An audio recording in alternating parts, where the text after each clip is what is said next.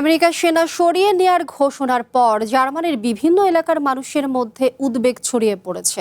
বিশেষ করে রামস্টাইন এয়ারবেসের উপর নির্ভরশীল মানুষের জন্য এটা একটা বড় ধাক্কা বলে মনে করছেন অনেকে।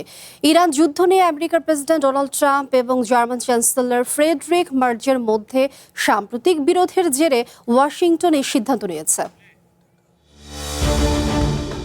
ইউরোপে আমেরিকার বিমান বাহিনীর সবচেয়ে বড় ঘাঁটি এই রামস্টাইন। 1952 সাল থেকে এখানে আমেরিকার সেনাদের অবস্থান, কিন্তু এখন এই দীর্ঘ সম্পর্কের বিচ্ছেদ ঘটতে চলেছে। স্থানীয় বাসিন্দারা বলছেন, জার্মানি থেকে আমেরিকার সেনা প্রত্যাহার কেবল সামরিক নয়, বরং এটি সামাজিক ও অর্থনৈতিক ক্ষতিরও কারণ হবে। যে কোনো বিচারেই এটি আমাদের জন্য বড় আঘাত হবে, কারণ এই এলাকাটি আর্থিকভাবে আমেরিকার ঘাঁটির ওপর অনেক বেশি নির্ভরশীল। আমার মনে হয় এটি ব্যাপক ক্ষতি করবে। আমেরিকার সেনারা এই অঞ্চলের উন্নয়নে বড় অবদান রাখছে বলেও মনে করেন অনেকে। Sie haben Arbeitsplätze geboten, sie haben Häuser gemietet, Wohnungen gemietet.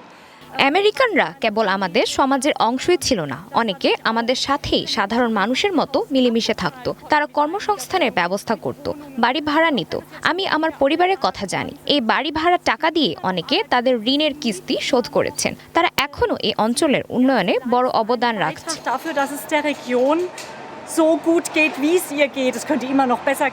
বর্তমানে জার্মানিতে প্রায় 36,000 সক্রিয় আমেরিকার সেনা মোতায়েন রয়েছে।